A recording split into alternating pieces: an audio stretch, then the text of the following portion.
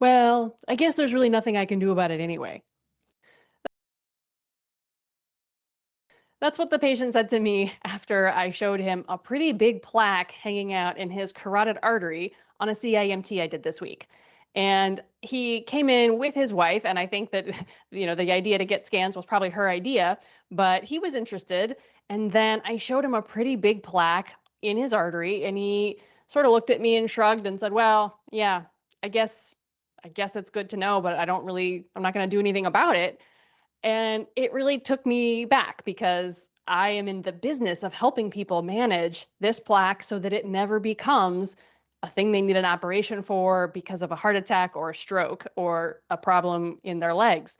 And I just stopped and I said, "Well, sir, why do you think you have plaque? Like, what has been going on in your health?" He's not my patient. He just came in for the scan. And he said, "Well, I've had really high cholesterol since I was in my 20s, and I took meds for a few years and then I stopped. And if I had to guess, that's probably the reason. But statins only help like 1 in 10,000 people, so I'm not taking them." And I think we need to step back and fact check those numbers a little bit, because while I agree that the numbers needed to treat, this is the number of patients who have to take a medication or have an intervention to have one person achieve benefit. The numbers needed to treat for statins in the lowest risk primary prevention groups are in the like 400s or higher. So that means 400 people would need to take that medicine for one person to have benefit, meaning to avoid a heart attack or a stroke. We are not talking 10,000 or 100,000 people. We are talking 400, which is maybe too many, right? I can see that argument.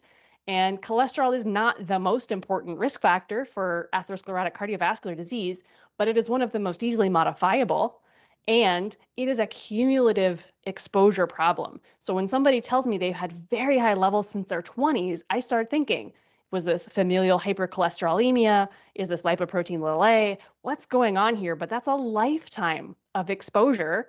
And when we look at those people and people with plaque, the numbers needed to treat drop dramatically.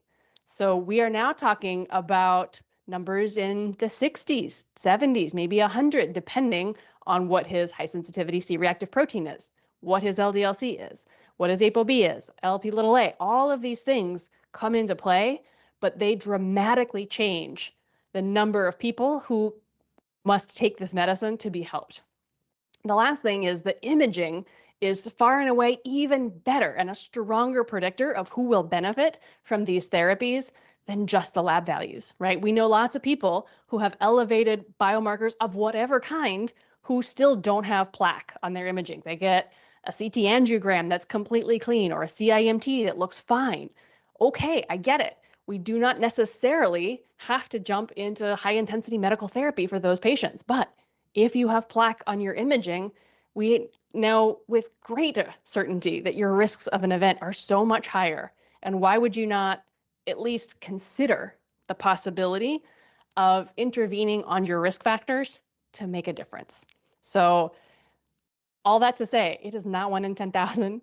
It is maybe 1 in 400 for low-risk primary prevention. But the fact that this patient has plaque means he is not a low-risk primary prevention patient anymore. He is high-risk primary prevention, or what I would even call secondary prevention light, because he absolutely has disease. And that absolutely changes our risk-benefit calculation for all kinds of interventions, not just lipid-lowering therapy. I'm just using that one because that is what he thinks is the root cause of his disease. Let me know what questions you have about this. Put those down in the comments below. This was just a short and sweet one, guys, but until next time, take really good care.